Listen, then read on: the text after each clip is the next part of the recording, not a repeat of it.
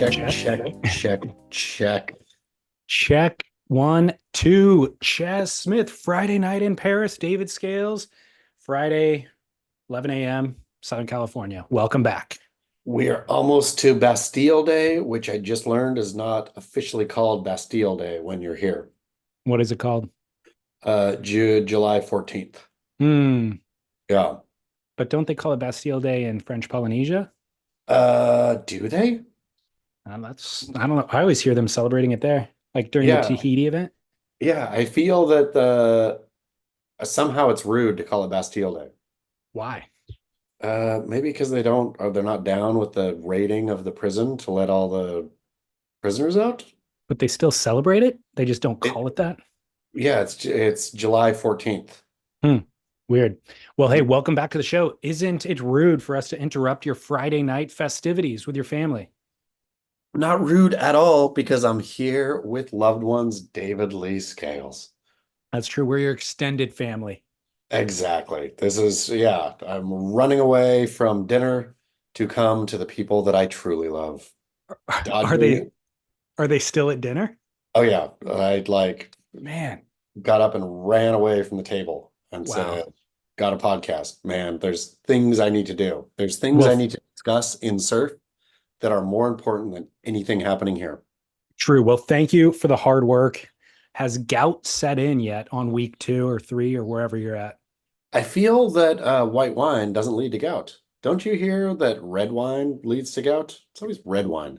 I'd be more worried about all of the food that you're eating and the fattiness of it, the richness of it. The wine might cut it. Maybe the wine counteracts it even. Tonight was just, we are living in, I can't remember if I mentioned last time, but the Asian food district here. So just got done with or fled the Taiwanese rice and chicken joint down the street. How's that? So good. Everything here is just so good. Yeah, nice change of pace too from the pure straight up French heaviness too. I mean, I've been on such a diet of steak tartare and foie gras, where, I mean, a foie gras, like a creamy foie gras. Yeah, like I'm sorry, geese, that you have to get force fed into your livers for this, but man, is it good. I've got that saved for barrel or nah, but we could jump into it right now if you want, because honestly, we don't get great foie gras in Southern California. You really have to source it. It's kind of like caviar. It's just Yeah. the few specialty stores that carry it. It's been sitting on the shelf for a while. It's not the top quality stuff. But when you go to the land of and you really get a piece of what it should taste like, foie gras is one of the greatest things on the planet. Mind bending, so good. And again, barrel and also barrel on veal and all of the other beautiful little animals that get tortured for our palates. That was the barrel or not was like ethically, questionable eating, basically, is what it is. But yeah, obviously there's an ethical way to do it. Like there's horrific ways of doing anything, processing any style of meat or whatever. But there's also responsible and ethical ways to do it. But foie gras, for those who are turned off by it or maybe haven't even had it and wanted to try it, it's basically meat butter. It's as if you got the best quality meat and the best quality butter and just infused them. Maybe like not 50-50, but like 70-30, 70 meat, 30 butter. And it just liquefies in your mouth. And it's like concentrated meat, too, is what it is. It's like it's not diluted at all. The only thing that dilutes it is the richness of the butter, which actually expands it onto your palate. It is incredible. And so yes, I am gout adjacent for sure. Um, Following wine conversation from last week, are you familiar with Sauterne, the style of wine Sauterne? No. So that's the ultimate pairing is foie gras and Sauterne. So that's your next mission. Is Saturn, so I did hop right into, thanks per your recommendation to what was the region that's north of Mus- Sancerre? the grape is Muscadet. Muscadet. Yeah. So I've hopped into, now I am a Muscadet like real connoisseur. I will like seek it out on the menu and order Perfect. my Muscadets So it delivered on everything I promised. completely. Like, Good. but you're exactly right though. Like when I'm thinking let's blow it out, I'll get the Sancerre. But when I'm thinking, let's budget conscious here for this meal, then I'll get the muscadets.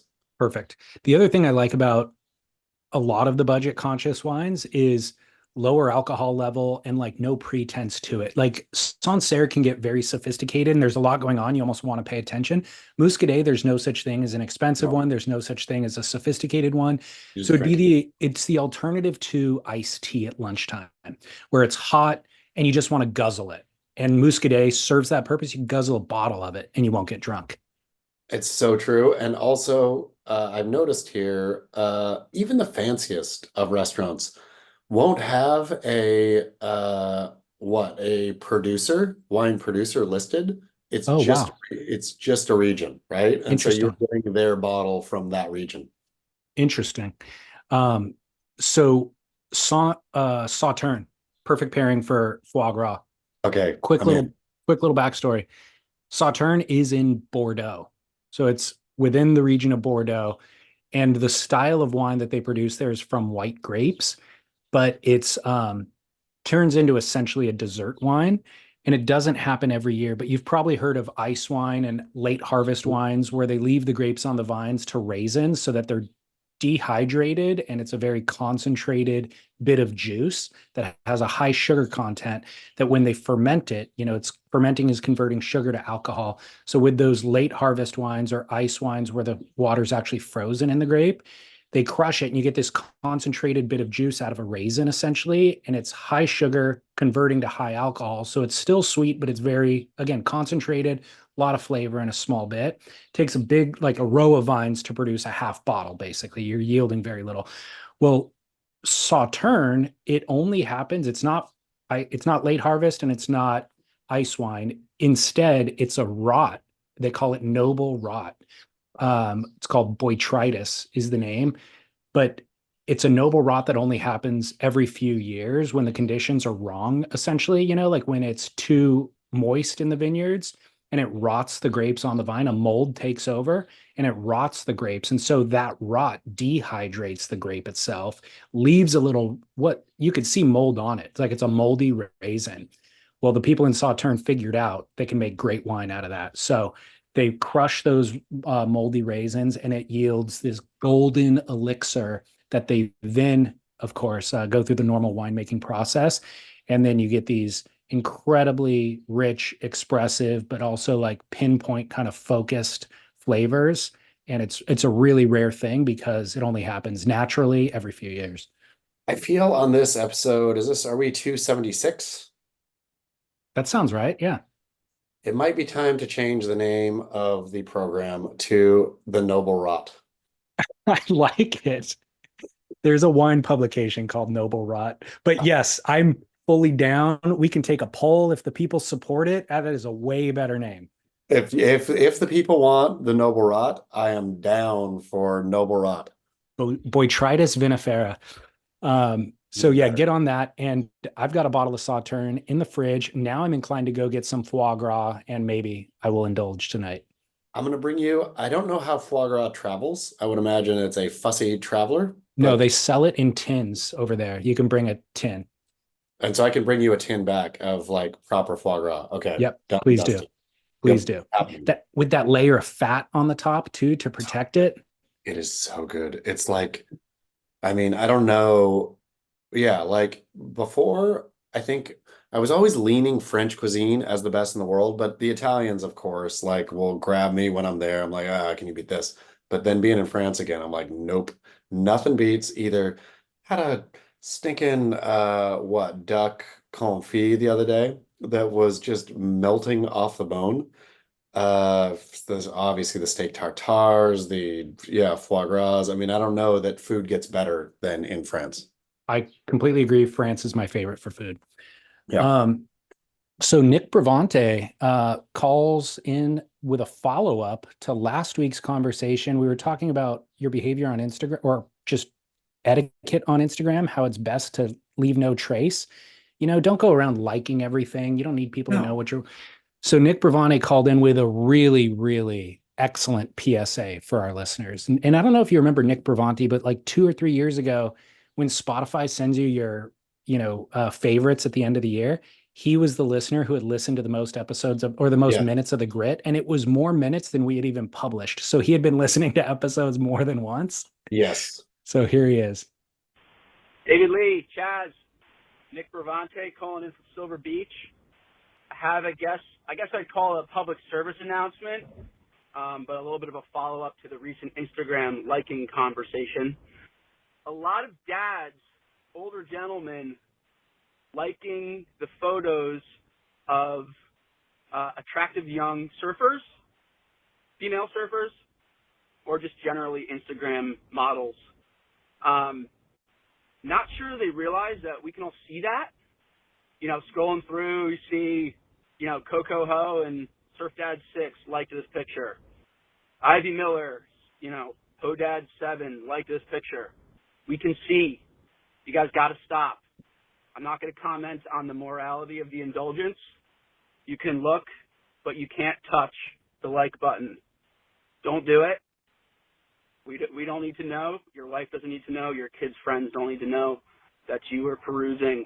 Just try to keep it under wraps. I just don't think they know that we can see.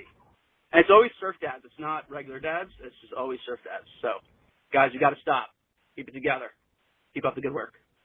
Someone needed to say it. Thank you so much, Nick Bravante, and it's absolutely true, which is now my first thing when I see Coco Ho, for example, just posted a provocative, like tasteful, wonderful, but provocative photo, uh, herself in the mirror, etc., etc. And then I look up and see who liked it. Like, wow, you men like it internally. Do not click that like button. That is not for you to like. You are both out of age range, out of any kind of range. Don't go liking it. There's no point. Who do you want Coco to see that you liked it? Do you Yeah. want, I saw that you liked it. Did you want me to see that you liked it? I know how old you are. Don't Yep. like it. There's nothing good that comes from this. And Zero. you're right. Who is this for? Because the only person presumably that it could be for is to support this person, you know, whose photo it is. But to be perfectly honest, they don't need your support. It might even make them uncomfortable. They're certainly they benefit from likes, I guess, but it's so close to a DM to them, which is incredibly creepy. And Yep. so this really is just falls. This is bad all across the board. This benefits no one. And then, as Nick Bravante pointed out, do you think your wife wants to see that you liked some 22-year-old girl's photo in a bikini? Your friends, your 18-year-old daughter and their friends see that you're liking the 22-year, like, oh my gosh, now you're way off into the ditch. And that's when it spills out like hard, I feel, of your young daughter who follows Surf Girl, Ivy Miller, Coco, whoever, and then seeing dad liking thirsty photos. And not that Coco or Ivy or anyone, it's all great. It's art. You do you, right? Like there is an importance to, I understand, you understand, we all understand the algorithm and what you have to do to make a living, right? You Yeah. understand the skills.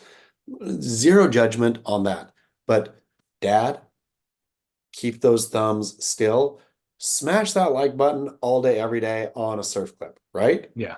Be a little careful to make sure it's not a revealing bathing suit surf clip because then other questions come in, right? Yeah. Like a nice bottom turn with a thinner bikini, for example, let's just say. You don't need to smash the like button on that. Like, if somebody's getting barreled, have at it, right? Well, Yeah. then people will think, oh, dad's a noble dude. He's liking surf clips. I have laughed heartily at Ivy Miller's Instagram videos, like actually audibly out loud on the sofa, dying laughing. Yet she's wearing a bikini. I can't like it. Even though I'm No, laughing, even though I'm liking because I'm laughing and you're not because of the enjoying. bikini, I No, see the no. bikini and I realize I am now not allowed to like because I could be interpreted a certain I way. feel, I feel this PSA, thank you, Nick Bravante, but this is a tool to live by, brought to you by VayerWatches.com/surf. Splendor. Uh, surf slash surf splendor, but this here will you might never get in trouble for this, but trust me, people around are looking and Yeah. you follow people, people follow you. Those people see what you're liking and Yeah. just be aware of that. That's the most important tool to live by, is that you'll never actually get called out for this. You won't No, get in trouble for it. You will just, your life will slowly turn in a direction and you'll have no idea why until years down the road you've realized everybody started treating you differently at some point, and it was because you got painted into the pedophile corner. exactly. And we all know Drake got painted in the pedophile corner. He's Yeah, not coming back from that. Wop, wop, wop, wop, wop. Yeah, you don't come back from that. exactly. That corner is reserved for you, Drake, R. Kelly, and a few others, and you didn't even know you were with them. I don't even So know. Michael Jackson is somehow still even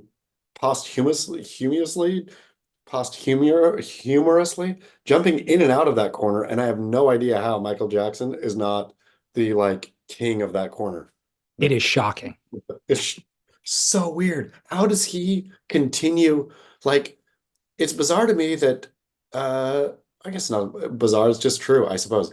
You can make popular enough art where people will say, don't care. Like R. Kelly wasn't quite good enough, No, right? Like, I'll tell you the difference. I told you this difference 5 years ago. yep. It's, if you can dance, all is forgiven. So it isn't just art, because artists still get painted into the pedophile corner. It's, if you're an incredible dancer, everybody's willing to overlook the most heinous of acts. So I don't track R. Kelly's career. I don't really track Drake's career. I'm presuming they're not known for their dancing. No. Have you seen Drake's Hotline Bling? I think it Oh, is. that's right. Yeah, He that's just right. like kind of shuffles around. It's weird dancing. It's not So good dancing. that's why he got painted in the corner. Jackson, on the other way, moonwalked straight out, and everybody goes, Boom. I've heard about what he does, but gosh, have you seen that guy dance? That's Yeah. always the follow-up. Yep. He slept in bed with a lot of young boys, but man, that dude moved. Look at Chris Brown. Yeah, exactly. Straight up punched Rihanna in the face. Known fact, verified. If Nobody remembers publicly, that. basically, like she walked out of the limousine bloodied or black-eyed at least, and Chris Brown really dances well. He walked out, did a little shimmy, and everybody goes, "Whoa, did you see That that guy guy danced. dance?" All is forgiven, dude. So if you want to commit some heinous acts, you better go start taking dance lessons Damn. right now. Okay, have you ever thought about this? And I feel this is for this goes to both our male listener and our four female listeners. Uh, Women, do you want your dude to learn to dance? And men, have you ever thought about taking dancing seriously? And I don't know, I'm not talking about like being in the club and having like a shtick, right? Like shtick dude is it's not a good dancer, but there's a way to become a better dancer. Yeah. And have you, David Lee Scales, ever thought about I'm gonna go take some tango lessons, or I'm gonna go take some ballroom dancing, or I'm gonna actually take this part of culture seriously? So I've never thought seriously about doing it. I've not looked into classes and like organized it, but I have thought about it as like later in my life. That's something I would like to be good at. Yeah, dancing. I mean, the dude who's not wedding, whatever. There's times in all of our lives, and this is not just for this is like cross all, I feel, socioeconomic, Yeah. cultural, everything. There is times in all our lives, more times uh, than we would probably each care to think about, that dancing is the required thing, right? There's enough times in our life that warrant putting some time and effort into learning how to do it so that you're Yep. ready to go when that happens. And you can have it can be limited, but if you Yeah. have some kind of training, some way to move your body Yep. instead of like I'm still just white guy snapping.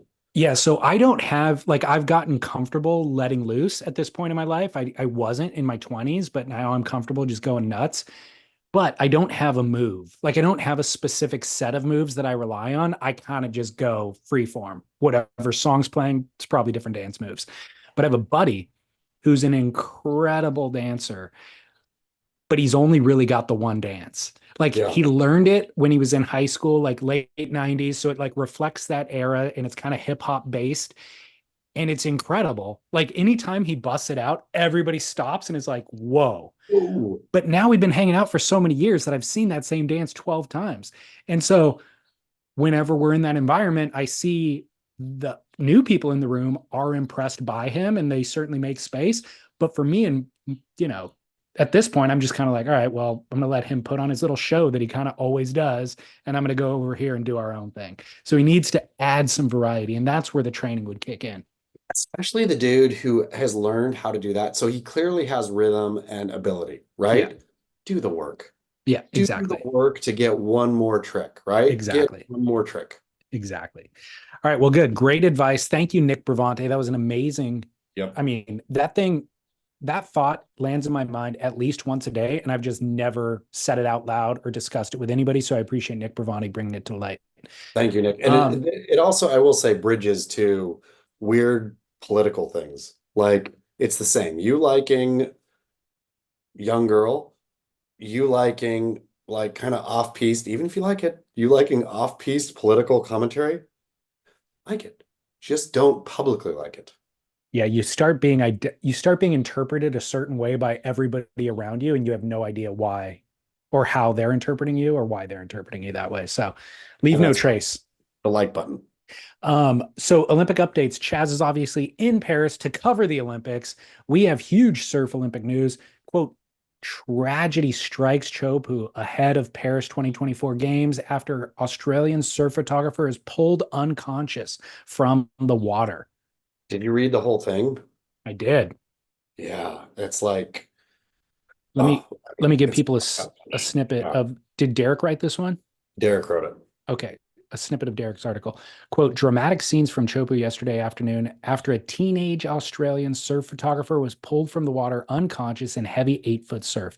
The Santa Cruz photographer, Ryan Craig, and local bodyboarder, Angelo Ferrari, dragged Australian Byron McLaughlin from the water after he floated by the pair face down. 19-year-old McLaughlin, who was shooting the action from an inflatable bodyboard, had been sucked over the falls on an earlier set and ended up in the lagoon. The former World Tour surfer, Michel Perez, went in to pick him up, brought him back to the channel. He went back into the lineup to shoot, and 30 minutes later was found face down during a lull. When McLaughlin was flipped over, his lips were blue and he was foaming at the mouth. He was rushed to the hospital where he was put into an induced coma. Tragedy, awful, like wish and hope and pray the best for the kid. Uh, Chopu ain't no joke. I mean, it's really true. The fact that this is where the Olympics are, should be in Paris, man. Should be here when the biggest danger is gout from foie gras.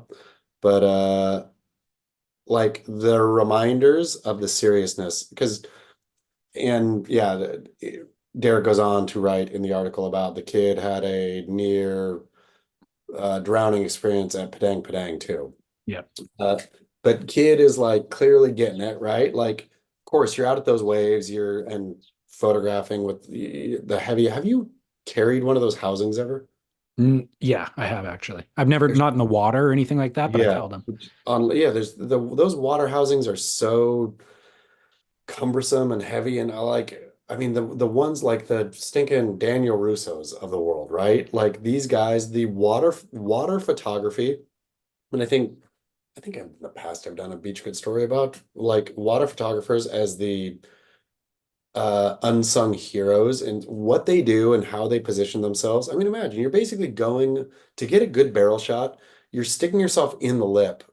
And I don't know how they're not going over the falls all the time, right? They're usually Totally. sticking housing out of the lip, while swimming. Those guys are such incredible swimmers, incredible, like those guys, Jimmy Wilson, all of them, like they know uh water and the way it moves and waves so well.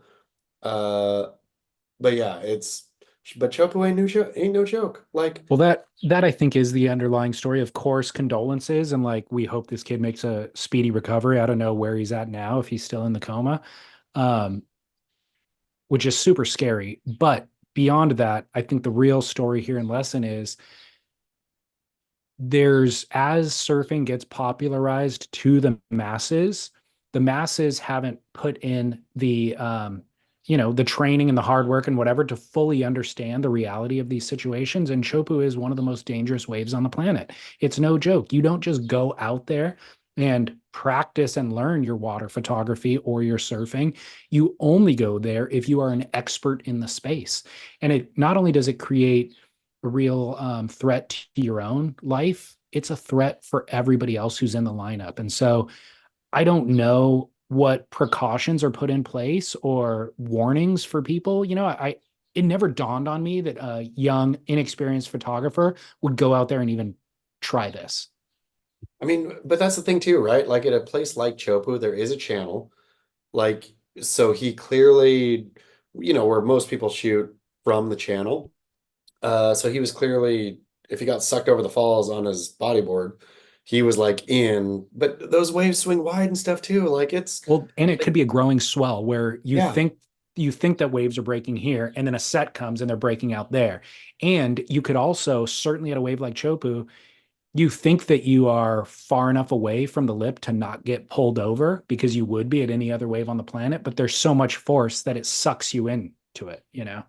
which, and again, I mean, I think with human, like you take for granted these things. I feel you take for granted that people go surf Chopu and do it safely all the time, or pipeline or anywhere, to say nothing of F1 or, you know, downhill ski racing or any kind of other thing where people are raising the bar so much, like athletes, right? Hurdling themselves down stuff. And you just take it as the person on the couch, you just take this stuff for granted. And a story like this, I feel hits home in terms of this place is gnarly. It is Yeah. gnarly. And yeah, like I have no, I'm assuming the kid, I don't know anything about him, but I'm assuming he belonged out there, right? Like, I mean, I'm he's presuming there at maybe. Chopo.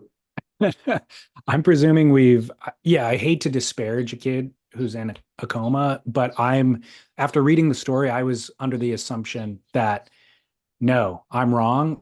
I would only think people who were qualified, and But how do you trained. get, but how do you get that, right? Like there's, I mean, how do you learn how to be, it's not like there's baby Chopu and then, I mean, I surf, have you ever surfed Puerto Escondido? Heck no. Oh, I've served Puerto Escondido, but not really Puerto Escondido because the way it works is you can kind of paddle out way down the beach and get there's softer waves and then but I found myself drifting toward Puerto Escondido. It's like properly and just the force and everything increases, but it's not like Chopu is a wave like that, right? Where okay, there's a place to go out and or even like Pipeline where you could paddle out at Gums and or Aokai or whatever and kind of sit on the corner and then move in. Chopu is not that. Chopu, there is Chopu and there is not Chopu. Like where, but how do you learn how to do that? Well, You got to go in I at some point. I guess what was the deciding factor when I was reading this to determine that he was not qualified was the fact that he got sucked over the falls, had to be rescued by Michel Perez, and then went back out and Yeah. something bad happened again. So that's a thing where I feel like if you were a more seasoned professional, you wouldn't be in that situation two times in one day. I mean, yeah, but also like bravery, like getting back on the horse. I mean, the things that okay, I got sucked over the falls and pushed into the lagoon, but I'm not ending my day on that, right? If I end my day on that, then maybe I'm never coming back here. So I got to get back on the horse and get back into, I mean, I feel bravery and being brave and trying brave things. It's not safe. That's the whole point of it, is it's being brave. And so when it goes sideways, I think it's easy to point to people being underprepared or in over their heads or all this kind of stuff. But how do you become brave? It's by being in over your head and by, learn like I'm always real loath to, yeah, say that he shouldn't have, right? Like he clearly, God bless him, and hope that everything is okay there. Like Well, things that's went fine. sideways. But how do you become great at something scary? It takes more than teenage years oftentimes, you know what I mean? Like it takes years and years and he's still really young and he's also putting other people's lives at risk risk at that point. If they're going to have to be rescuing him in potentially an impact zone, then it's risky for everybody else. So I think it's irresponsible. But again, you're right. I don't know enough about the situation, so I probably shouldn't disparage. That was just my take from reading it. I mean, Tim McKenna, who is like the Chopu Tahiti in general, but has done epic. I mean, I would wonder, and again, I mean, I've thought about this. We did at when I was at Stab back in the day before I hated it. Uh did a whole issue of or a big feature, Monsters of Water Photography, which where we interviewed I interviewed, I think I might have interviewed McKenna and oh, who are the good Hawaiian ones? Rather Beelmans, Beelmans, the Beelmans and others, right? Like these guys, and of course, oh, what's the name? I already said. Uh, Daniel Russo. Daniel Russo is one of the best, right? But these like water photography is a skill and an art and a freaky thing like that doesn't get appreciated. I don't, you see the picture and you appreciate the picture, but what went into that picture? Yeah. These guys are out swimming with heavy water housings in these monsters. Yeah, it's insane. Yeah, which I don't know how Um, you learn that, right? Like I don't know if all of them have had, not drowned, but have had the, okay, this is how you learn it is by getting into trouble. yeah. Well, another news story coming ahead of the Olympics. Kelly Slater leads push for inclusion of parasurfing at LA 2028 Olympic Games. What say you, He Chaz? should, as he should. I cannot believe, to be honest, that Paralympics, of course, runs not concurrently with the Olympics, but always after the Olympics at every Olympics. And they're great and inspirational.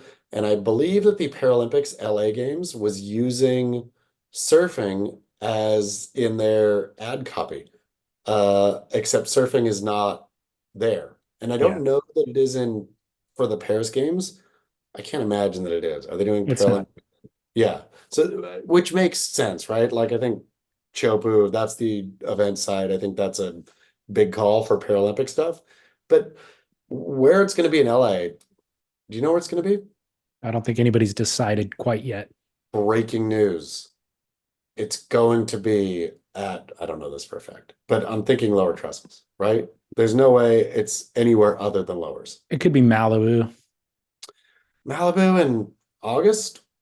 Yeah, summertime Malibu. But I mean, I would prefer lowers as a more kind of high performance wave, but Malibu would be a logical choice. It's closer to LA. I'll tell you where it's not going to be. Huntington Beach, Let's hope unfortunately. not. I mean, for sure not. Huntington Beach, I think, stuck their fork in that cooked goose with its various shenanigans. But anyway, wherever it is, be it Malibu or San Clemente, Paralympics would be a perfect thing. It would be inspirational. It would be Yeah. wonderful. Totally. I see no flag on any side of this play. Like, absolutely. There's a change.org position or a petition. Go and sign it. They were asking. So the story here is that Victoria Feig, I think is her last name. Um, she's a five-time Paralympic surfing champion. And she got Kelly Slater on her Instagram to have his voice amplify her message, which was let's get Paralympics into the 2028 or surfing into the Paralympics at the 2028 Olympics in LA. And so Kelly co-signed it. That blew up the message. They were asking for 10,000 signatures. I signed my name on there this morning and they already had 16, I believe, thousand. So 20,000 is the new goal, but get on there. And because the only reason that they gave that the Olympics weren't going to include them was cost and I forget complexity. Cost and complexity were the two things. And to me, that's not an Figure it excuse. out. Yeah, Figure it exactly. out. And so they also, with this change.org petition, gave the reach of how far their socials go and who engages with the event and stuff like that. And it would definitely justify the expense and figuring out the complexity of it. And so sign your name. Why wouldn't you support the Paralympics? And there is enough time for this is not like a done deal, right? There is Yeah. fully enough time. LA Olympics 2028. There is 4-ish years at this point, where to me this thing will happen. if there's a groundswell of support to push it. Yeah, and it's such a phenomenal thing. I mean, certainly the Olympics using it in their imagery to advertise means that it has value, but also when you think about the actual individuals competing in the events, like surfing is incredibly difficult, incredibly daunting, intimidating, even if you're fully able-bodied. And so the idea of going through something in life or maybe being born with something that, inhibited that ability and then still conquering the fear and the intimidation and all that is just, it's an incredible story. An absolute no-brainer. It's and no blame, I think, if you don't know surf, right? Like I could see bean counters for LA 28, thinking, okay, just realize the cost and the complexity. Yeah. So we're cutting this out, right? But then all you have to do is say, nope, people want this, and then okay, they'll figure it out. But And surf is it's behind it. not only do people want this, but like I said, the athletes competing in this are heroic. Like the storyline here of men and women conquering mountains in the water is incredible. And the fact that they're doing it, we didn't even know they were doing it, maybe. So the fact that they're doing it is really an incredible Olympic storyline. The other final story coming out of the Olympics this week was surf champion Tyler Wright reveals horror medical diagnosis ahead of the Olympics. We know that she withdrew from the was it the El Salvador event or the Nope, Brazilian it was event? the Brazil event, shockingly, the The one Brazil that event, people usually don't withdraw from. right? And did not state what the medical reason was. Apparently, she has stated the reason ahead of the Olympics. What is the reason? Balance issues, David Lee Scales. Balance issues was all that was stated, but suffering from balance issues. What in the world could that mean? Well, I did a deep dive, thanks for asking, and realized it means everything. There is so many different things that lead to balance issues. And I have no doubt that she is suffering from something, but poor Tyler Wright. Like our advice to older men not smashing that like button on younger girls' photos, Tyler Wright should stop. I don't doubt that any of them are real, her medical issues. Once you become a meme for medical issue person, it's time just to stop sharing the medical issue. Just like either deal with it or don't, right? Like if you pulled out of Brazil, nobody's asking you to specify, just don't specify. If you're going to surf the Olympics, surf it or don't. Uh, I think I'm going to say through Tyler Wright, I've learned that the average person has a maximum of three medical things they can say in their whole life and be taken seriously. Once you go over three, people are like, okay, here he goes again on his medical stuff. Here she goes again on, okay, they might all be true. You're just only allowed to state three. I You start to verge on hypochondria or being interpreted as such. I think the problem for me here is it's not can't like if she said cancer, you know what I mean? Like if any one of these things, each medical diagnosis that she's publicized is something that is like on the periphery of anybody's awareness. It's not something that we've all Actual heard of. suffocation, maximum, whatever, whenever she Exactly. got her head broken apart to get more air. Exactly. Or the stomach thing from 5 years ago, where nothing is revealed for months and then something is revealed, and that something requires all of us to Google intensely and take what we kind of sorted out from Google and then ask a medical friend, a friend who works in the medical field, to then explain it to us further. And when that person explains it to us, they go, yeah, it means this, but it could be one of these three things caused by we don't know what. And so we're left with so many more questions. And so to your point about you're allowed three, you'd be allowed three if it was cancer, like a cancer and then it comes back. And then, but then when it's these things that we don't fully understand, that's when it starts to become very confusing for the fan base. Which, and again, I have no doubt that Tyler Wright is suffering from a variety of ailments. Uh, and I don't want to say, but aren't we all? But I kind of also want to say, but aren't we all, right? Like, who wakes up in the morning feeling right as rain every single day? Who, and again, I don't doubt that Tyler Wright is suffering more than me. Like, I'm not stating that at all. But I'm just saying at some point, there gets to be enough of these where that's your narrative. And again, like the dude clicking on the 16-year-old girl picture, do you want that to be your narrative? If you don't want that, if you don't want, I am a, you know, victim of health episodes multiple times over. Because I feel that's what's now defining Tyler Wright where it shouldn't. She's a two-time surf You're champion. right. She's an Olympian, she's had an incredible career. But I feel that what is the overarching theme now is the medical issue, Tyler Wright, which is and I feel that's a cell phone, right? Like, and not a cell phone, but a self-owned goal in terms of nobody went out and asked her. She just kicked these things in, like she just offered them up for people again and again and again and again. Took a lot of time off. Okay, I got African flu, and then that led to post-viral syndrome, and then that led to, horrible menstrual cycles, which led to not getting enough oxygen, which it's just now a series of medical issues. Who wants to be medical issue person? It's really interesting. And when you said who wakes up in the morning feeling right as rain, my first thought was, you know what? Shane Dorian. Look at that guy. Fit as could be. And then my second thought was, nope, I read Shane Dorian's article recently. They interviewed him on Stab.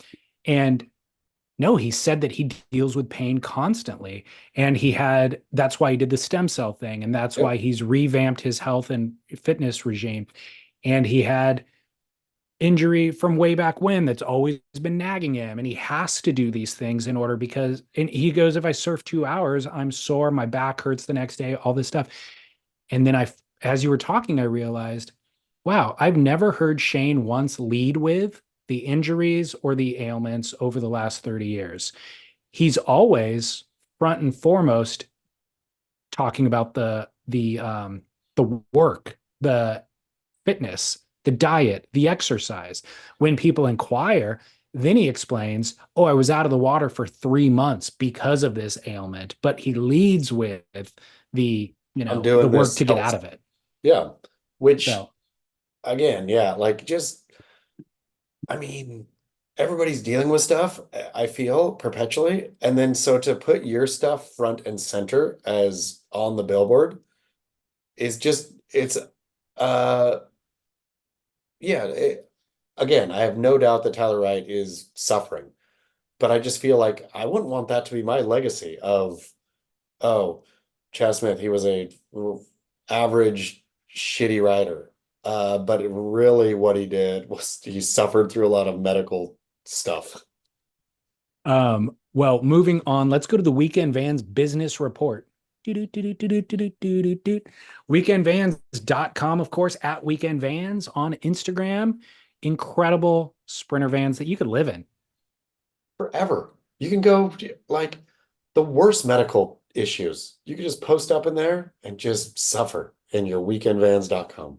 I would live better in a weekend van than I live in this home. Tell you why, you getting fresh air. You like slide open that door. Guess what's in front of your now home? New environment every time. Everywhere. Ocean, forest, mountain. Who knows? It's got a little shower mount out the back. It's got a little kitchenette that comes out the back. It sleeps, I think, 5 people. A It's got refrigerator.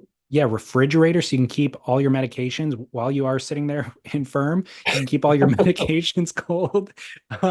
It's got battery to keep the AC running or the heat running for days on end. It's incredible. You could rent it out even on weekendvans.com. I'll tell you this. When I picked up my weekendvans.com to come up to Carpinteria, California, and the home of the Channel Islands Surfboard Factory, the refrigerator was on in the weekend van. And I was like, how do I turn it off? This is clearly draining the battery. They're like, nope. That's all you need to know. Weekend Vans has a refrigerator like it is in your house, like anywhere, a refrigerator running 24 hours a day, keeping beverages and medicine cold that you never turn off. And it somehow doesn't drain your battery My favorite van I've ever been in my life. by far. By far. Okay, Weekend Van's business report, quote, thirsty surf fans rejoice as big wave champ Billy Kemper joins OnlyFans, exclamation point. Per the PR inquiry, Kemper, quote, plans to use his platform on OnlyFans to share exclusive content around his training and also share his thoughts on the US Open competition, end quote. Uh, okay, how many David Lee Scales PR inquiries do you get Um, I of would this varietal? say You know the varietal that this is. 3 a week. So yeah, I get probably more than that of Chaz. Da da da da da. Billy Kemper is joining OnlyFans and doing, he would love to be interviewed to talk about this, and this, right? Where I'm thinking a PR firm, there's absolutely no way Billy Kemper is agreeing to an interview with me. So if you're honestly PR, do a little bit of homework first. Not that I'm anti-Billy Kemper. I just Right. know that, yeah, if I want to get Billy Kemper, I'll reach out myself and whatever. We'll see how that goes. But again, nothing against Billy Kemper. So PR person, because I will get regular ones. Billy Kemper is probably on the fence there. I'll get regular ones about talk to Kelly Slater or talk to Sal Masekela or talk to people who are clearly, very obviously never going to talk to me. But back to Billy Kemper and his OnlyFans. So got the PR inquiry today. And I'm thinking, who maybe I'm misunderstanding here, dear listener? I need some help. Maybe you, dear listener, are on OnlyFans to get advice about working out or to get uh, tips at who to look for at the US Open of Surfing. Do you know anyone who's on OnlyFans for that? Do you? Nope, Maybe I'm wrong here. sure don't. So, Billy Kemper getting on OnlyFans to talk about training tips. Does this happen? Are there No. like it doesn't happen? So, It no, probably so happens to what like a crazy jiu-jitsu guy though, right? here's what happens.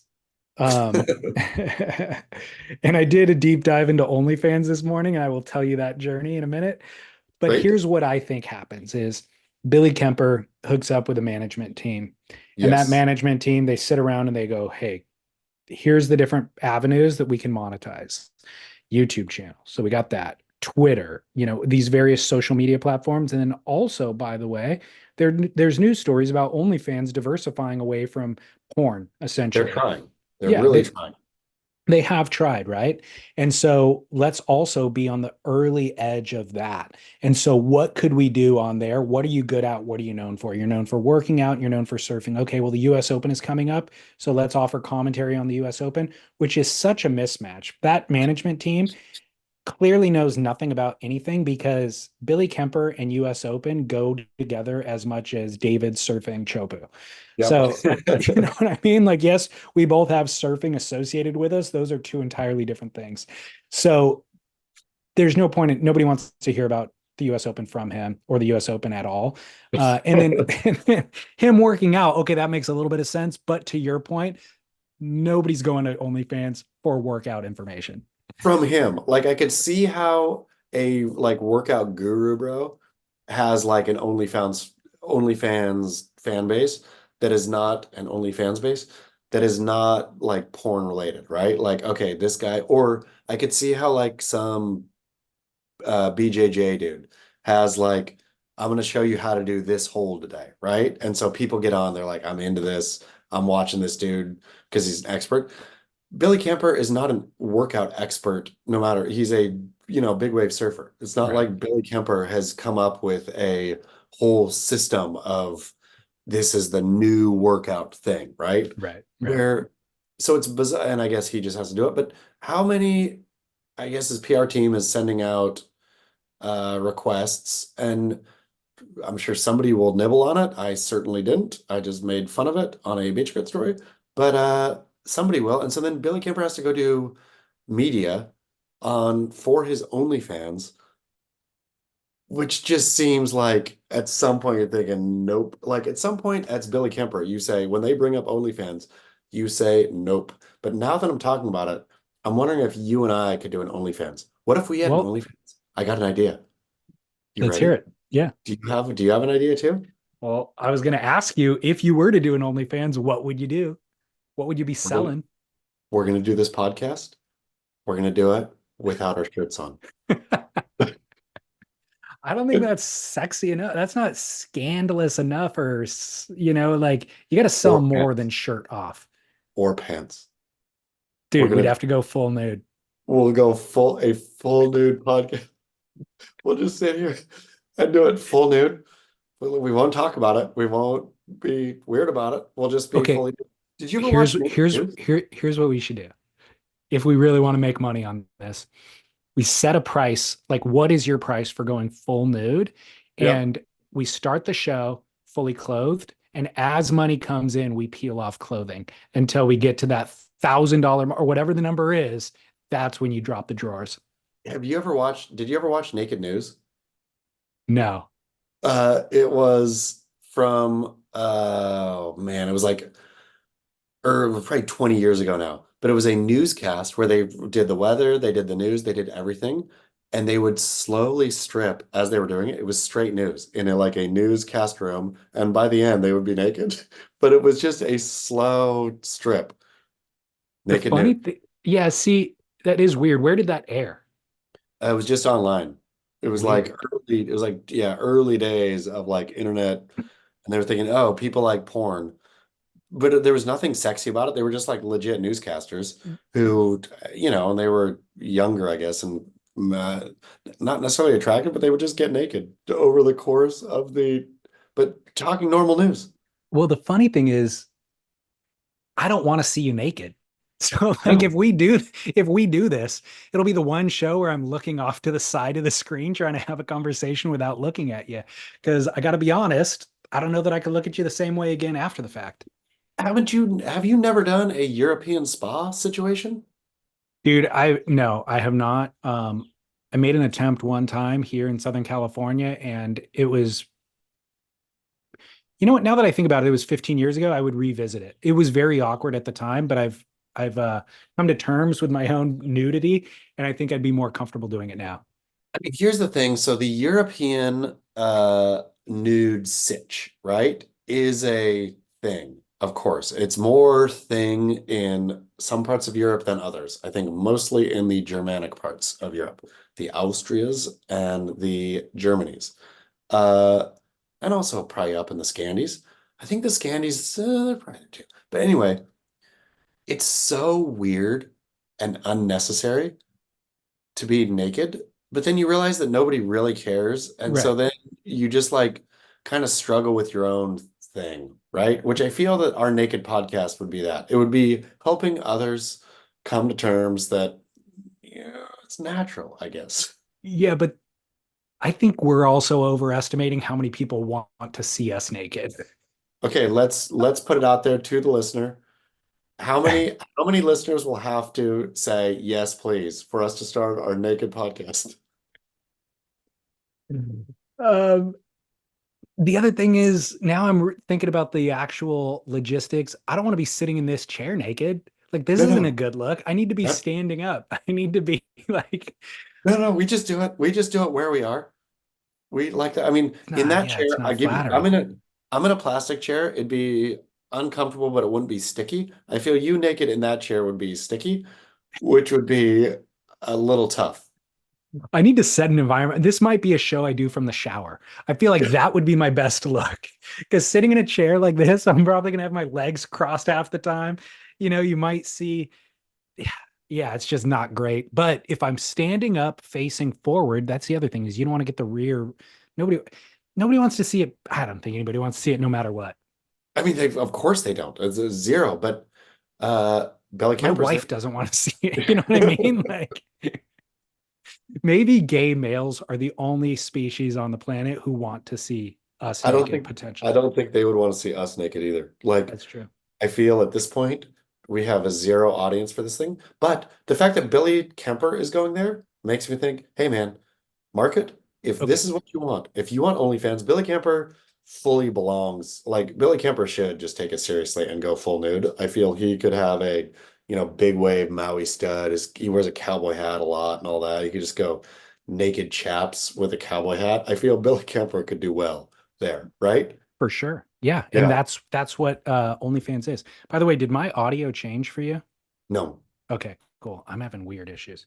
Okay, so I wanted to find out what exactly it was that he was selling. So I went to his Instagram to find the link to OnlyFans. Of course, it's not there. So I Googled the words OnlyFans, Billy Kemper, Not nothing there. there. So Yep. I typed in the URL, onlyfans.com, went to the site. First time I've ever been on that site. So you can't search for people unless you log in. I wasn't willing to create a login yet, but the home page has things that they're accounts that they're advertising. And so you can kind of scroll, and it was quite the experience. It's all, there was no single male, or there was no male. It was all smoking hot chicks, bizarrely doing non sexual stuff in super sexualized ways. So, Wait. how to change a tire. And it's at Leela Fit, bending over in front of a tire with like yoga shorts on, like big titties popping out, posing for the camera. Then the next one was how to make cookies with the caption, despite at cute Sophie's past cookie failures, she's back in the kitchen with a vengeance. Get ready for a delicious journey as she bakes brown butter chocolate cookies. Wow. I mean, So, spending a day in a treehouse was the title of the next video, with again, smoking hot chick posing in front of a treehouse. And what surprised me was I presumed OnlyFans was just people who were paying to see porn, you know? yeah. I mean, and I get that, except for the fact that the internet is full of free porn. So why would you pay to do it? So then I realized what they're offering is human connection. Like they tantalize the connection by sexualizing the marketing of it, but ultimately it's human connection that they are selling. You know what I mean? Like this is like get familiar with this person who you feel like is a friend because they're doing friendly things like baking cookies with you, but it's obviously sexualized. Well, Hammertown here for Billy Kemper then. So Billy Kemper does not have to wear naked except for chaps and his cowboy hat. Billy Kemper, I feel, can sexualize the US Open of surfing. He can sit in board shorts, topless, shirtless, but talk about the Huntington Hop in a way that just scintillates. Look at him jumping up and down. He's getting That up and down on his board. He's going yeah. up and down, up and down. Who knew there All was a way to sexualize it? wow, Um, US Open surfing should, yeah, they should hire us. This could be part of our, we don't even have to be naked for our podcast. We can just sexualize the US Open of surfing. that's true. Um, I found it to be a bizarre experience. Like, and then I felt sad. I was like, you know, if people desire human connection that badly that they're trying to achieve it through the internet, which I guess isn't that bizarre. A lot of people find connection through the internet nowadays. But then they're also the sexualized version of it is also incredibly impersonal because it's through the internet.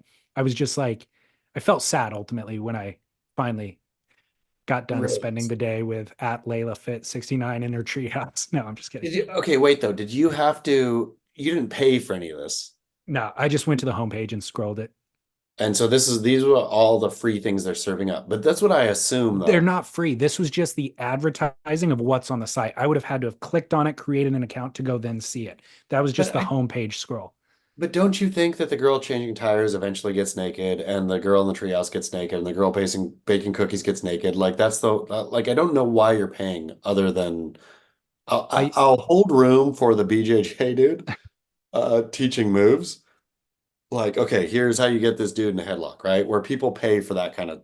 I could see, for example, in our surf parlance, I could see Brad Gerlach on OnlyFans, of Brad taking Wave Key to OnlyFans, right?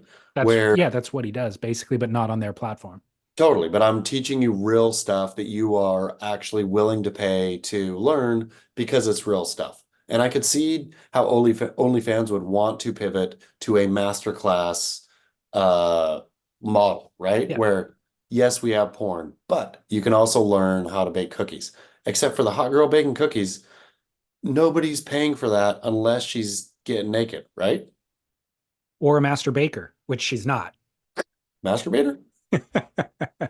So, yeah, no, you're right. But I think the way that it generally works on there is, yeah, you get to see her with clothes on for 2.99, and then if you want to pay 8.99, you get to see her And it's topless, and if you all want to pay 10.99, you get to see her fully exactly. naked. So that's what I wonder. So does Billy Kemper then, the Billy Kempers out there, not just Billy Kemper, but the Billy Kempers, like so he's like, hey, I'll surf coach you or talk about the US Open for 2.99. For 8.99, I'll do it down at the beach, sitting on a towel, you know, in my board shorts. For 28.99, I'll do it in the shower, but it'll be, up to my chest. For 100, come get it. Depends how desperate he is, depends how much he wants to really build his profile, because I mean, that's ultimately what it comes down to, you know? Yeah. I So mean, I feel we will that see. I feel it's a Pandora's box, and clearly from his PR people, I think they're not very checked into who he is or what he's doing. He clearly signed with a firm who is, doing what they're doing and whatever. Like, so he won't. But yeah, I'll be curious about the other surfers out there who are willing to go all the way. Well, it should be noted Nathan Florence a year or two ago started an OnlyFans as well, but I don't think he has maintained it. So he's already been through this process once.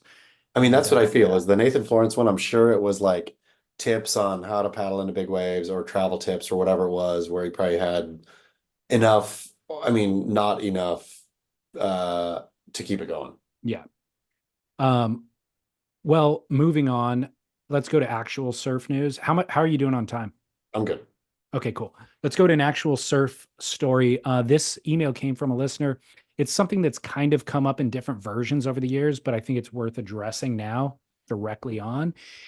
He said, "Hi, David and Chaz. I think this might be Barrel or Nah. I'm not sure, but I'm not sure if you guys have seen the footage of the wing foiler getting epic rides at Firing J Bay yesterday, July 8th, 2024. He gets into a wave up at the Boneyard section and flies down the line, gets over a minute ride, and then kicks out past lower point. Very few surfers manage that, but with the speed of the foil, it's possible. Is this the future, with or without the wing sail, or is it reckless? Can all forms of wave riding take place at the same place and time, including wind or even fossil fuel assisted wave riding? Where do we draw the line? In my mind, and with my foiling mate, I've had long discussions regarding water safety, unwritten rules, gentlemen agreements, localism, and the list goes on. I guess in the end, we are all just visitors here. Love the show all the way from South Africa. Cheers, Mikas." Mikas, thank you so much for listening all the way from South Africa. And I think this is an easy rule, don't you? I've got an answer, but I'm curious to hear what yours is. I think if it is a legitimate wave that people actually surf, it's a no-no. Like What's a any no-no? Wing any foiling supping, specifically? foiling, supping, anything assisted, if it is a place where people are paddling in on surfboards, uh then you don't do it, right? Like, because for sure the dude, I didn't see the clip, but I have to think that it was a paddleable day, right? Oh yeah, it was a pumping day at J Bay. Plenty of surfers in the lineup. Yeah, and so you had your minute ride or whatever, however long the ride was, and did something that few others do with all kinds of science assistance. Uh, for sure, there would have been people paddling into that wave that you kept off that wave, flying by in your guillotine. Talk to Pizel about this. He likes to keep his foiling secret.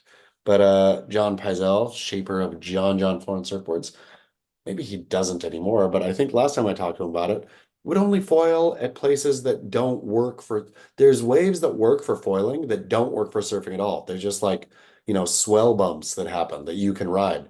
And I think that's what you do. And you leave surfing for surfing. It's not, it's unfair. It's not cool. and it theoretically could take over, and then there you go. Like if everybody's can't beat them, join them. Where I feel there's already so much can't beat them, join them with people getting on fatter foam and soft tops and all that of like, okay, like even around Cardiff by the Sea, I feel that percentage of longboards has got skyrocketed now because everybody longboards. And so how are you supposed to catch a wave on a shortboard, which is Yeah. rude. Well, so my response applies to that as well. I tried to come up with something that was kind of universally applicable here. And I think that there's two key principles that need to be applied. Number one is majority rule. Number two is safety for the masses. So surfers at J-Bay, meaning they're ones standing on surfboards, have become the majority here. So all other craft need to observe the etiquette of the majority, right? And there are some spots where bodyboarders are dominant. For those waves work better for a bodyboarder. There's some spots where longboards are dominant. There's some spots where foiling is dominant. So you'd be wise to observe the etiquette at those spots. The second principle about safety for the masses, one competent foiler in that lineup probably is not a big problem, right? But especially if the lineup isn't too crowded, the foiler can kind of navigate the lineup. But it gets very complicated and very dangerous if you put two foilers and three foilers and five foilers. That's where it gets real problematic. So that's where the majority rule is. Like if it were ever to flip over, um, to being a foiling dominant spot, then you would have to observe that etiquette. However, it's too dangerous and too complicated to foil that lineup if you have more than five people in it, even if there's no surfers in the lineup. So there's probably never going to be a point where J Bay flips from a stand-up surfing spot to a foiling spot because it cannot hold that many foilers. There's too many breaking waves that make it too complicated and dangerous. Therefore, stand-up surfing will probably always be the majority at that spot.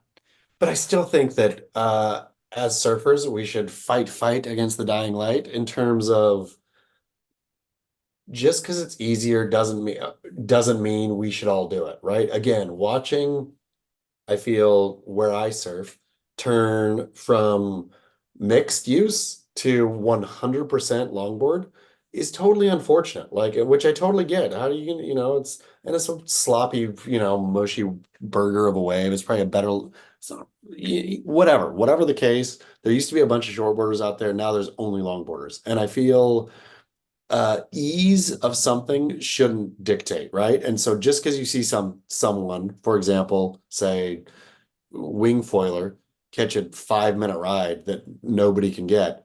Now you think, ooh, there's going to be people who think I want to get that, and enough people think I want to get that. It's not appropriate, and it's not appropriate for that wave either. I gotta say.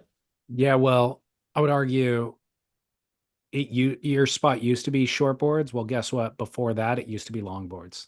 That's So true, you did the majority did flip at some point. except for the fact that longboards didn't exist back. I mean, shortboards didn't exist when it was longboard 1.0, right? Some Yeah, new but thing wing came foils along. didn't exist either. Yeah, but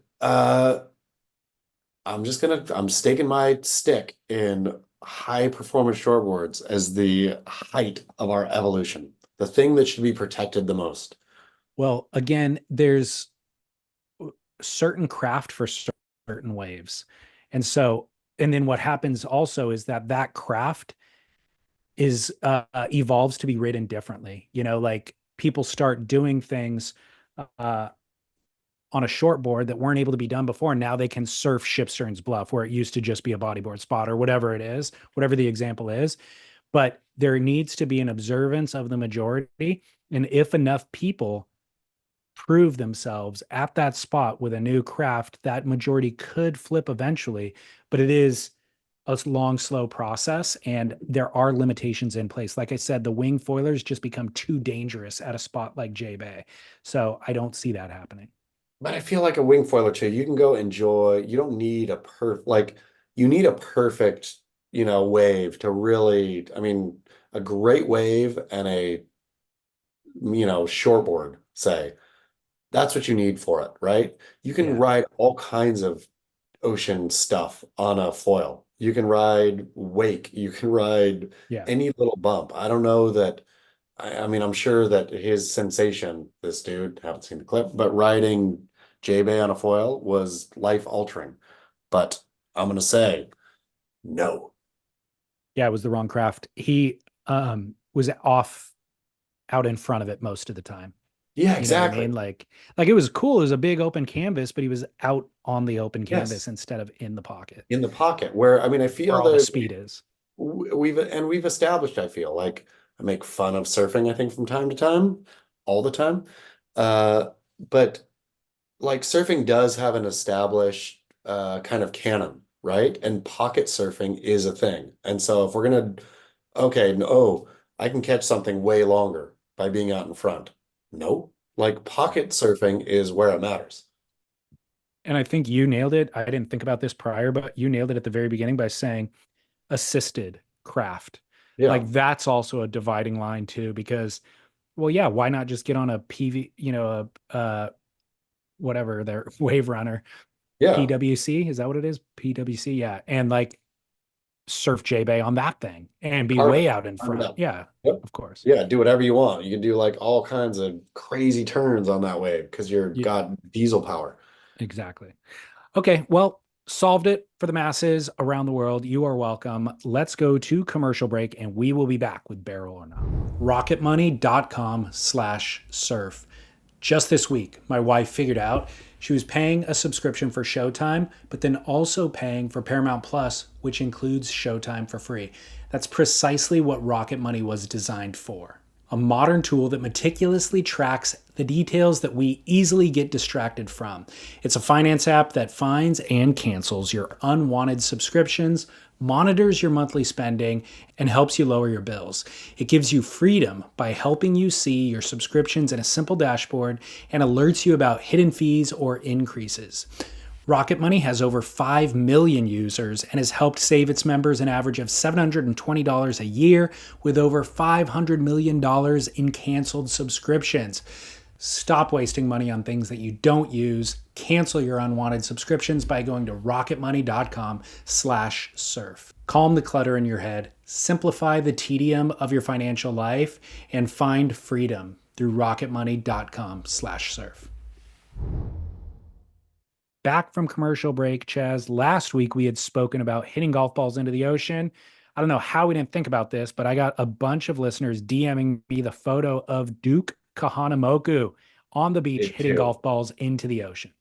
Duke, and if it's good enough for Duke, I'm so glad that you and I both landed on the right side of this thing. If we would have been all anti, if we would have all, it's environmentally damaging, et cetera, and then people would have sent us the Duke, whacking him into the ocean, how shamed would we have felt? But we were correct. We were correct. Duke was always never wrong. Always right, never wrong. But there was also photos I had not seen before. There's a famous one of him like in his backswing on the beach, hitting it towards the water. But there's other photos that I had not seen before where he's actually standing on a surfboard mid swing. Like he had somehow positioned a golf ball on the board itself and then hit it while surfing. Get it, Duke. I know. Impressive. Doesn't make me want to golf anymore though. Not me either. Have you ever dabbled? Yeah, I've dabbled. But I've never taken it seriously, never taken a lesson, just kind of once or twice a year end up in a social setting where golfing is the thing to do. And it's a par three 9 hole or something like that. Yeah. Yeah. What about you? No, the times where it became where I had to do it, it was like a 9 hole, and there was apartments around, and I just couldn't stop aiming for apartment windows and trying to take out apartment windows. So that's my mostly golfing experience. It's fun though. I mean, every time I've done it, I actually enjoy it. I want to be good at it, but it's too time consuming. Whacking the ball off the tee, I feel is fun, and so I understand driving ranges as a fun pastime.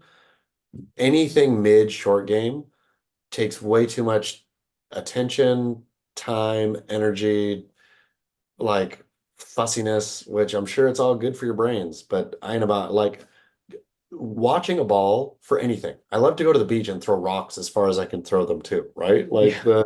I mean, That that instinct, I'm all down with. Skipping rocks is super fun, but Love that. if you were forced to do it for 5 hours, you'd start hating it at And minute 32. and or if somebody said, "Okay, you can skip your first one, try to get your five skips," which is always satisfying, right? When you get the one that just like tuk, tuk, tuk, Yeah, tuk, of tuk, course. and glides. But then for the next three you throw, you got to get one skip that like plops down at some certain spot and be like, "Screw you! The fun part is skipping five." Skipping rocks should be made into a more serious game now that I think about it. I am a real good skipper. Um, all right. Well, moving on. Barrel or nah? Deleting social media. No barrel. No barrel. I'll tell you what's barrel. Having an adult amount of self-control, of having your social medias and not like being obsessed with it, not being giggly with it, not overdoing it. Have your social medias. Don't delete. Like the people who make a statement, I'm Yeah. deleting it. A, don't delete it. B, if they do, you think social media is that dumb that you delete it and it's gone? Social media's got you times 10. Social media is like, yeah, okay, cool. And then you download it, it's right back up, and nothing's changed. Like, there's no point in deleting it. Uh, I would say there could be an argument made for allowing your children on social media.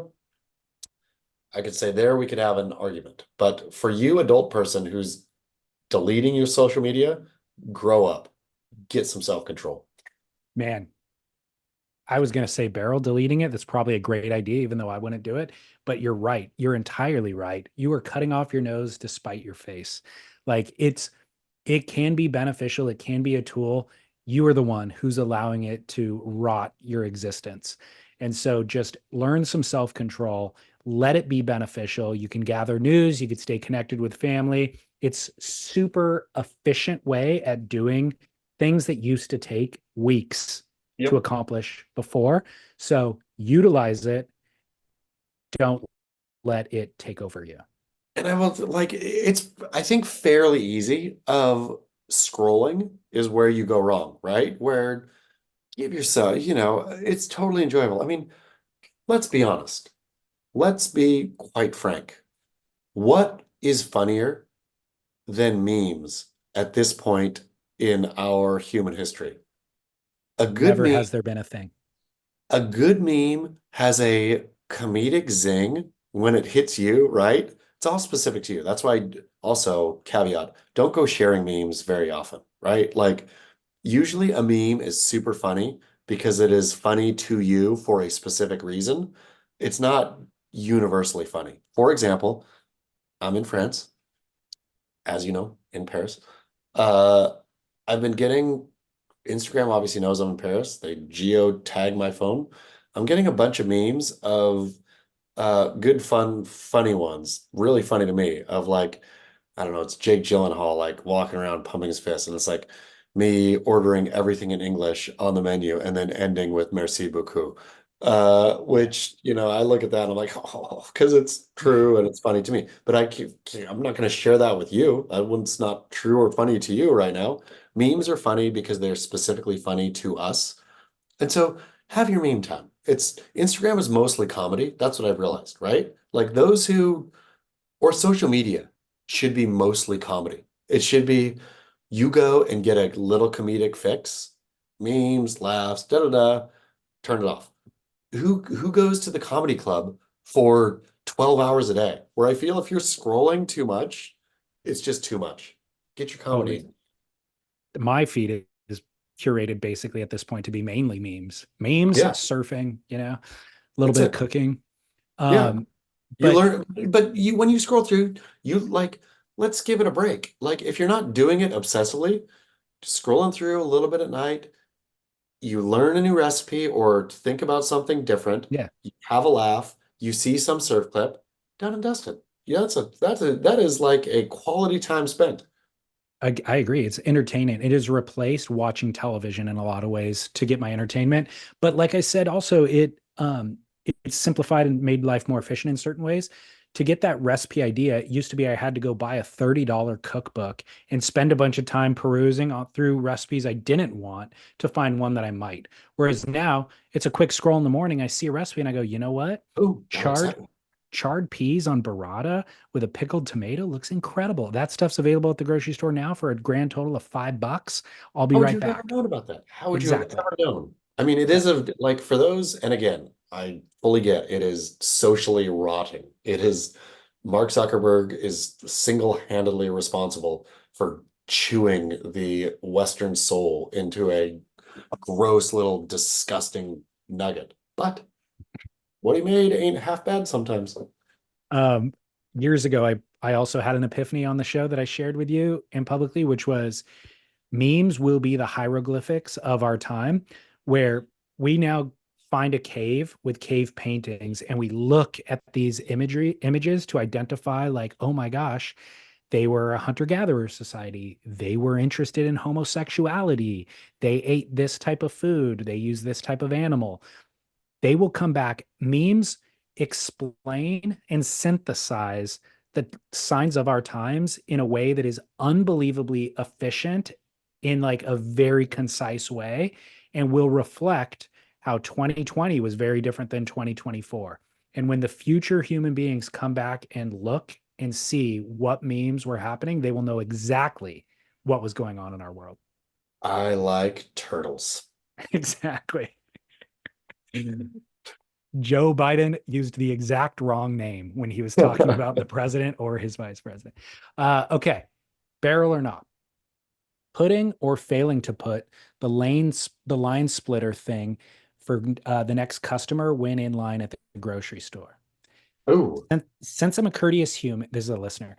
Since I'm a courteous human and not an idiot, I always place the next available lane splitter after my groceries. So the next customer knows that they can place their stuff down. A good practice, but I'm constantly amazed at how many people fail to do this common act of courtesy when I'm next in line. My only option is to passive aggressively grab the splitter and then mad dog the customer while they exchange pleasantries with the cashier and act like they aren't a selfish prick. boom, hammer town, total barrel to slam that thing down.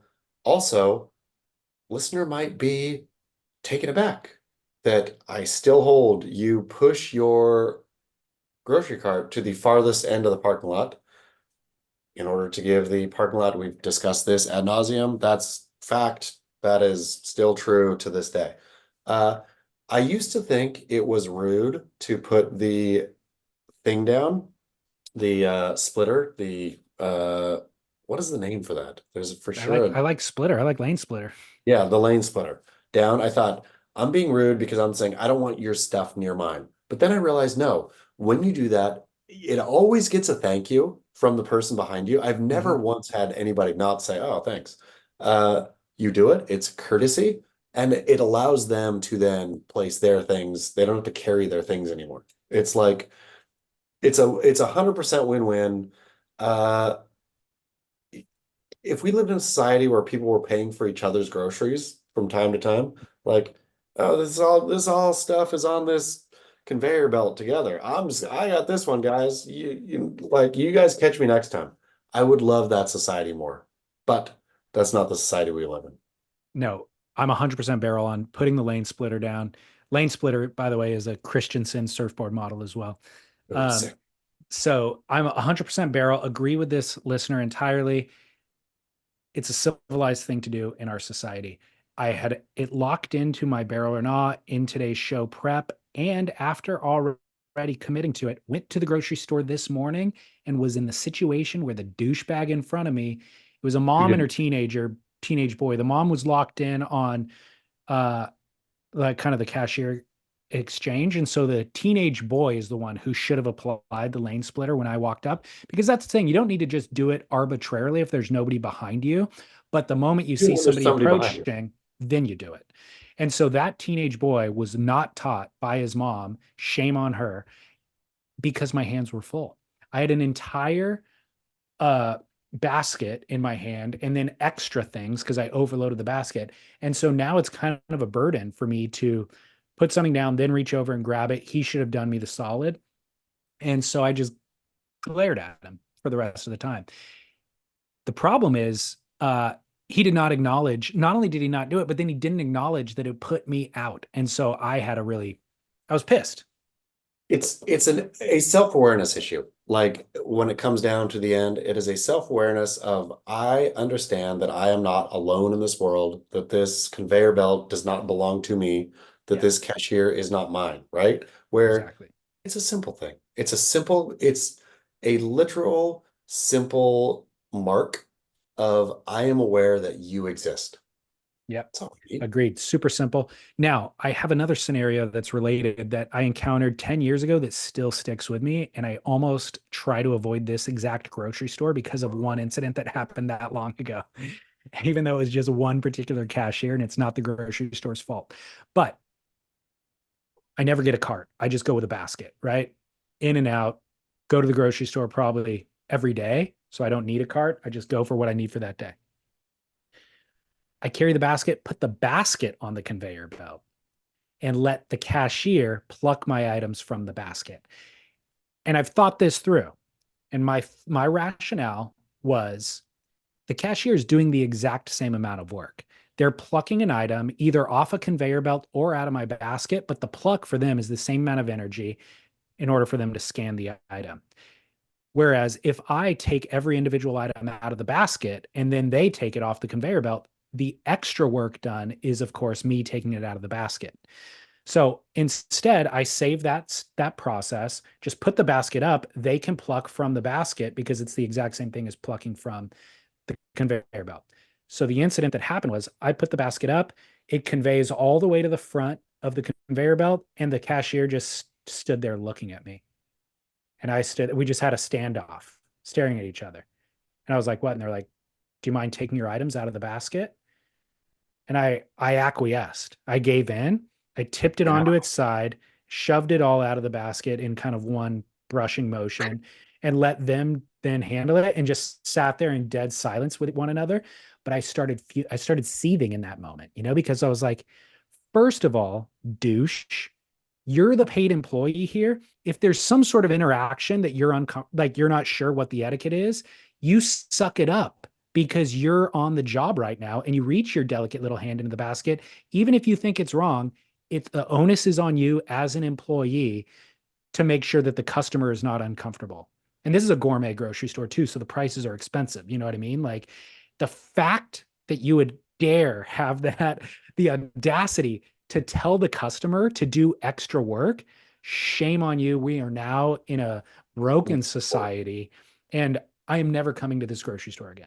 I totally agree with you on that one. I mean, specifically, there's no harm, no foul on like if that's the checker's personal pet peeve of I don't like when people do this, fine. Then go get a fussy job somewhere else, right? Like you don't this is ridiculous. Like let's be honest, you're exactly right. It is a net zero, either taking it out of the basket or picking it off the counter. If you have beef with that, then have beef all day long, I guess, but maybe go work somewhere else. That's what I mean. Interestingly, it corrected my behavior because henceforth, I now take Yep. things out of the basket just because I realize, even though I was seething in that moment, after the fact, I processed it and I was like, you know what? That person's got a pretty crappy job, let's be honest, or a low paying job at the bare minimum. And so if I can make their day in the off chance that in the future, somebody other checker has this pet peeve and I can make their day less A pet little better. peevy, then whatever, I'll do it. Although I still feel like I am right in that there's no extra work. That was the other thing that confused me about it is like, are you so dumb that you don't realize it's the exact same amount of work for you? I mean, I wonder if the person had to have been just pissed that they were working there and that somebody was like not working there who was shopping there and throwing their thing up. They weren't doing work and they were pissed that you weren't doing work. Maybe. Yeah. I I, I was That feels like more deep-seated. I really wanted like it while we were sitting there like after the fact and I'm seething and they probably are too. I almost wanted to be like, are you so dumb that you don't realize it's the exact same amount of work to pull it out of my basket as it is? And once the basket's empty, you don't have to remove it. I will remove it and put it in its little spot. So there's no extra work for you. And I always take that basket with me on my way out and put it right back where it started. You're not a dumper under the conveyor belt? If there's like a long line and my hands are going to be full and I can't do it, like if there's a line ahead of me, which means I'm now holding the basket awkwardly while I'm waiting for the line to move, and my hands are going to be full with the groceries, no, I will leave it where you said. But if it's like I'm the only person, I can carry it with me and it's easy, I always do that. Saint. So anyways, man, I haven't addressed that issue in 10 years and I feel like it made me mad all over again. It's good though. Well, okay, we did some good work today. What are you going to be in Paris again next week? No, I'm going to be in Copenhagen next week. How are we going to sort out that time difference? I think it's the same time difference. Okay, cool. Yeah, I think we're good. We will interrupt your Friday night dinner again. I think I might be, the wife is coming back for Olympic stuff. So I think I might be alone in Copenhagen with the kid. Yeah. Wow. Awesome. Okay, sweet. Well, then we will be back next week. Chaz, is there anything else to discuss until then? No, I just really want to know if our listeners want us to take our shirts off and our pants. All right, listeners, chime in. We want to know. All right, until next week. Keep work. All right, thanks. Thank you for being flexible.